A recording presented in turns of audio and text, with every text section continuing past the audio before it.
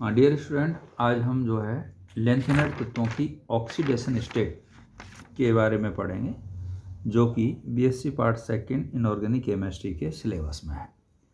देखिए, लेंथेनाइड तत्वों का हम इससे पहले हमने जो लेक्चर पढ़ा था, उस लेक्चर में हमने लेंथेनाइड तत्वों के इलेक्ट्रॉनिक कॉन्फ़िगरेशंस के बारे में पढ़ा था, और ये जो एक्टिनाइड तत्वों के इलेक्ट्रॉनिक कॉन्फ़िगरेशंस के बारे में पढ़ा था। तो इन एक्टिनाइड तत्वों को इसी क्रम में हम आज यहाँ पर पढ़ेंगे, इनकी ऑक्सीडेशन स्टेट। ये जब हमने इनका एक्टिनाइड तत्वों का जब हमने इलेक्ट्रॉनिक कॉन्फ़िगरेशन पढ़ा था, तो हमने वहाँ पाया कि इनमें सभी के अंदर जो है 5f कक्षक के अंदर इलेक्ट्रॉन्स भरते हैं।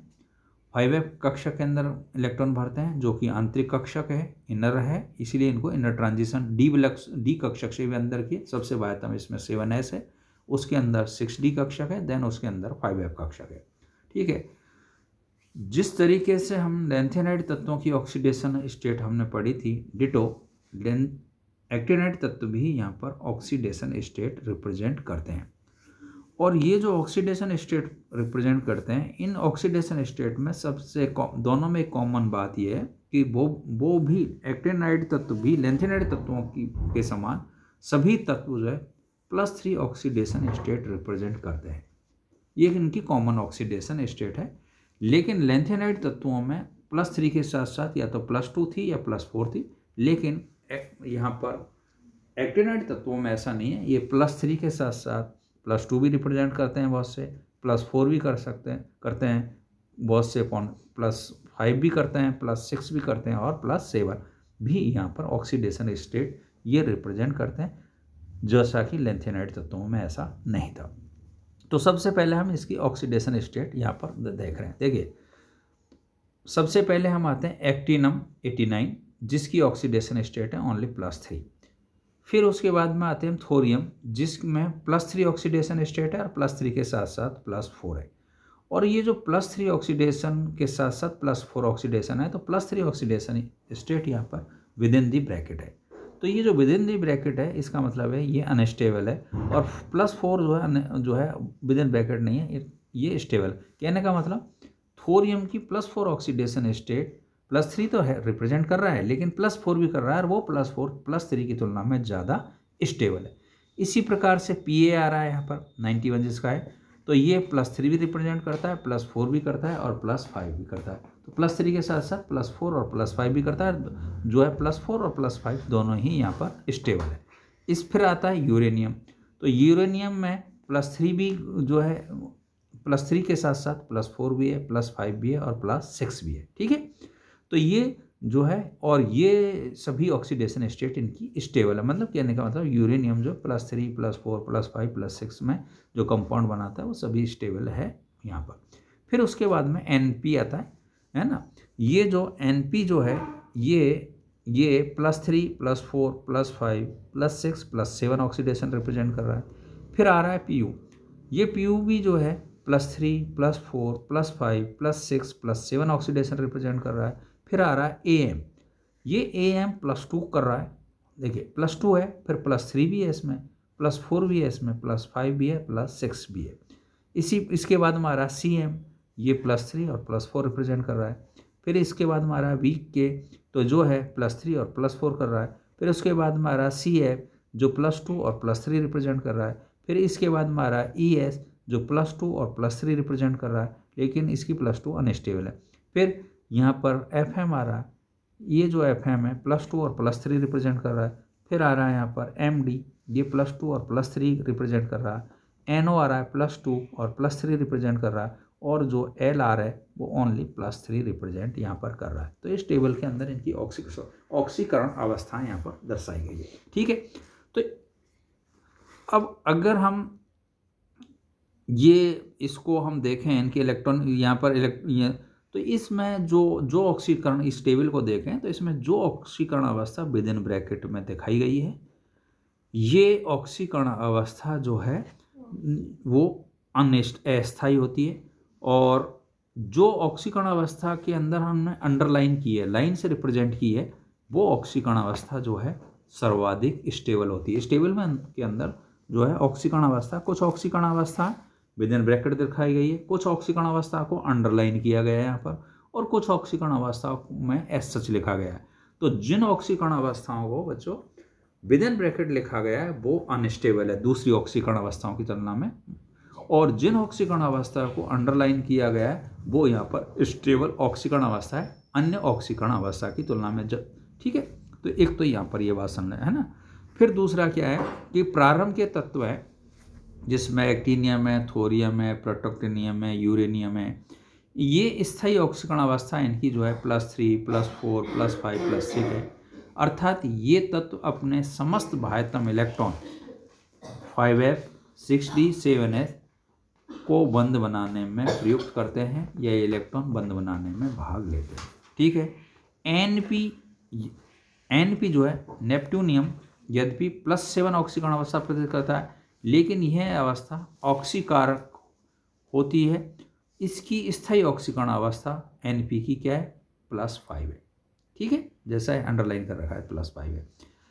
Pu जो है प्लूटोनियम जो है भी +3 से लेकर के +7 तक ऑक्सीकरण अवस्था प्रदर्शित करता है, लेकिन इसकी सर्वाधिक जो स्थायी ऑक्सीकरण अवस्था होती है वो होती है +4 होती है, जैसा कि यहाँ अंडरलाइन कर रखा है। ठीक है, इसी प्रकार से Am भी +2 से +6 तक की ऑक्सीकरण अवस्थाएं प्रदर्शित करता है, लेकिन इसकी लगभग सभी एक्टिनाइडों की +3 ऑक्सीकरण अवस्था सर्वाधिक, लेकिन इसकी और इसके बाद आने वाले लगभग सभी एक्टिनाइडों की +3 ऑक्सीकरण अवस्था Am के बाद में जितने भी आ रहे हैं उनकी सबकी कौन सी +3 ऑक्सीकरण अवस्था सर्वाधिक क्या है, स्टेबल है, क्योंकि उस +3 ऑक्सीकरण अवस्था को यहाँ पर अंडरलाइन किया गया, टेबल में दिया गया। ठीक है, यहाँ विशेष बात ये ध्यान देने की है कि एक्टिनियम की +3 ऑक्सीकरण अवस्था अर्थात 5f0 विन्यास जिसमें कि f कक्षक क्या है, खाली है, रिक्त है, वैकेंट है, अधिक स्थायी अवस्था है। नियोबिलियम की +2 ऑक्सीकरण अवस्था जिसमें कि 5f14 विन्यास पूर्ण भरी हुई f कक्षक है, अत्यधिक स्थायी अवस्था है। लेकिन Am की +2 ऑक्सीकरण अवस्था और Bk की +4 ऑक्सीकरण अवस्था दोनों में ही 5f7 विन्यास है, अर्थात हाफ फील्ड भरी हुई है, पूर्ण भरी हुई वो हाफ फील्ड अर्धपूर्ण भरी हुई कक्षक है, वो अधिकतम स्थायी नहीं है। ये ध्यान दे लेना यहाँ पर किसकी, Am और Bk की। लेंथेनाइडों की तुलना में एक्टिनाइड जो है अधिक ऑक्सीकरण अवस्था प्रदर्शित करते हैं, वहाँ पर इतनी नहीं थी, वहाँ मैक्सिमम ऑक्सीकरण अवस्था +4 तक ही जा रही थी। निसंदेह उच्च ऑक्सीकरण अवस्था में तत्व आयनिक बंध की बजाय कौन सा बंध बनाते हैं, ये सहसंयोजक बंध बनाते हैं। इस कारण इसके कारण जो है हम निम्न प्रकार से यहाँ पर समझते हैं। 5f कक्षकों का नाभिक से विस्तार 4f कक्षकों की तुलना में अधिक होता है और इस प्रकार वे स्वयं सहसंयोजक बंध में भाग ले सकते हैं। 4f कक्षक की तुलना में 5f कक्षक स्थान में अधिक विस्तार कर सकते हैं। 5f, 6d और 7s तथा 7p कक्षकों में ऊर्जा का अंतर इतना कम होता है कि इतनी ऊर्जा उन्हें रासायनिक बंध बनाने में मिल जाती है और वे सहसंयोजक बनाने में भाग ले लेते हैं। एक्टिनाइड तत्वों की विभिन्न ऑक्सीकरण अवस्थाओं के जो बोल्ट्स में मान है वो आगे यहाँ पर रिप्रेजेंट्स किए गए हैं। ठीक है, ये मान दिए हैं यहाँ पर। जैसे एक्टिनियम +2 में एक्टिनम में बदल रहा है तो -6 वोल्ट, थोरियम +4 जो है -9.1 वोल्ट से थोरियम में बदल रहा है। तो इस तरीके यूरेनियम के में रेडॉक्स विभवों के मान यहाँ पर इस तरीके से यहाँ पर एक ग्राफ से भी यहाँ पर इसको रिप्रेजेंट किया गया। तो जो ये यहाँ पर ये डायग्राम्स बनाए हैं, ये डायग्राम्स बनाए तो ये एक तरफ ऑक्सीकरण अवस्था है, दूसरी फ्री एनर्जी है ΔG। तो इसको भी हम जो है इसमें इस प्रकार से यहाँ पर समझते हैं। ठीक है, तो यहाँ पर देखिए जो चित्र नंबर 1 है उस चित्र नंबर 1 के आधार पर हम इनकी +3 ऑक्सीकरण अवस्था का स्थायित्व यूरेनियम से एमेरेशियम तक बढ़ता जाता है। वैसे Am के बाद के एक्टिनाइड की तो केवल +3 ऑक्सीकरण अवस्था स्थायी है। इसमें केवल NO एक अपवाद है जिसकी कौन सी ऑक्सीकरण अवस्था स्थायी है, 4f14 विन्यास में +2 ऑक्सीकरण अवस्था है। फिर Eu2O2+ का प्रथम अपचयन उत्पाद UO2 प्लस डिस्प्रोपोर्शनल के प्रति अस्थायी है, यद्यपि इसका फ्लोराइड के साथ संकुल बनाकर UF6 माइनस आयन के रूप में असमानुपाती के प्रति स्थायी किया जा सकता है। तो इसी प्रकार यह कंपाउंड है। नेक्स्ट यहाँ पर यूरेनियम धातु अम्लों के साथ क्रिया करके हाइड्रोजन मुक्त करती है और U+3 आयन बनते हैं जो कि प्रबल अपचायक की भांति व्यवहार करते हैं। अपचायक मतलब जो दूसरे का अपचयन कर दे और खुद का ऑक्सीकरण कर ले यहाँ पर। इसी प्रकार से U+4 oblique U+3 UO2+2 oblique UO2 plus PuO2 minus PuO2 plus oblique PuO2 plus आदि युग्मों के रेडॉक्स अभिक्रियाएं तेजी से संपन्न होती है और ये उत्क्रमण भी होती है, क्योंकि इनमें केवल इलेक्ट्रॉन का ही क्या हो रहा है, आदान प्रदान हो रहा है, मतलब ऑक्सीडेशन स्टेट किसी में घट रही है, किसी में बढ़ रही है। इसके विपरीत UO2 प्लस और U4 प्लस अथवा PuO2 प्लस और P4 प्रकार के युग्मों में इलेक्ट्रॉन के स्थानांतरण के साथ साथ धातु परमाणु से ऑक्सीजन का भी स्थानांतरण होता है, जिससे संरचनात्मक अवस्था में परिवर्तन होता है। ऐसी अभिक्रियाएं आसानी से उत्क्रमणीय से संपन्न नहीं होती। कहने का मतलब एक दूसरे में चेंज नहीं होते यहाँ पर, ठीक है। AM की +3 से ऊपर की समस्त ऑक्सीकरण अवस्थाएं प्रबल ऑक्सीकारक होती है। AMO2 प्लस AM+4 दोनों की अवस्थाएं असमानुपाती के प्रति अस्थायी होती है। यूरेनियम के भांति AM+4 की पहचान भी फ्लोराइड के साथ संकुल AmF6 2- बनाकर की जाती है। AMO2 की जलीय HF के साथ क्रिया करवाकर इससे बनाया जाता है। AM के बाद के तत्व है कुरियम है, वर्केलियम है, कैलिफोर्नियम है, आइंस्टीनियम है, फर्मियम है, मेंडेसिनियम है और नोबिलियम है के लिए M+3 ऑब्लिक M+2 युग्म का मानक अपचयन विभव जो है होता है, जिसका मान यहाँ पर दिया गया सारणी में देखा है।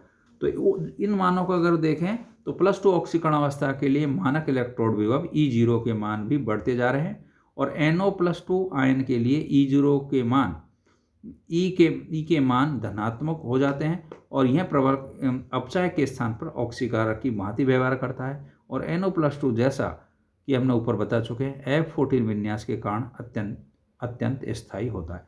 कहने का मतलब बच्चों यहाँ पर हमने इन तत्वों की जो है विभिन्न ऑक्सीकरण अवस्थाएं पढ़ी और ये जो विभिन्न ऑक्सीकरण अवस्था है उसके साथ में इनके रेडॉक्स विगस वगैरह देखें, इनके कंपाउंड्स देखें। रेडॉक्स मतलब एक किसी का ऑक्सीडेशन हो रहा है, रिडक्शन हो रहा है। तो ये जो विभिन्न ऑक्सीकरण अवस्था है वो अगर हम लैंथेनाइड तत्वों से कंपेयर करें इसमें, तो यहाँ पर एक थोड़ा सा, वैसे तो सभी की +3 ऑक्सीकरण अवस्था है, कॉमन ऑक्सीडेशन स्टेट है जैसा कि लैंथेनाइड तत्वों में था, लेकिन इन तत्वों में क्या है, ज़्यादा ऑक्सीकरण अवस्थाएं पाई जाती शुरू के में, कहाँ से लेकर के AC से लेकर के और AM तक। ये जो तत्व है +3 के साथ साथ +4b, +5, +6, +7 तक ऑक्सीडेशन स्टेट रिप्रेजेंट करते हैं, जो कि लैंथेनाइड तत्वों में नहीं था। और इस AM के बाद में ये जो तत्व है, ये तत्व +3 के साथ साथ +2 या +4 ही करते हैं और +3 ऑक्सीडेशन स्टेट है वो इनमें क्या थी, स्टेबल ऑक्सीडेशन स्टेट है। तो इस प्रकार से हमने यहाँ पर जो लैंथेनाइड तत्व है उस लैंथेनाइड तत्वों से इनको हम कंपेयर भी कर सकते हैं। इस प्रकार हमने यहाँ पर जो है एक्टिनाइड तत्वों की ऑक्सीकरण अवस्थाओं का अध्ययन किया है और इसमें कभी ये प्रबल ऑक्सीकारक के रूप में, कभी अपचायक के रूप में यूज किए जाते हैं। तो ये हमने यहाँ पर पढ़ा। तो आपको इन एक्टिनाइड तत्वों की ऑक्सीडेशन स्टेट के बारे में यहाँ पर पढ़ने को मिला। आई होप आपको समझ में आया होगा। Thank you. Doctor HS Goswami, government college Kota.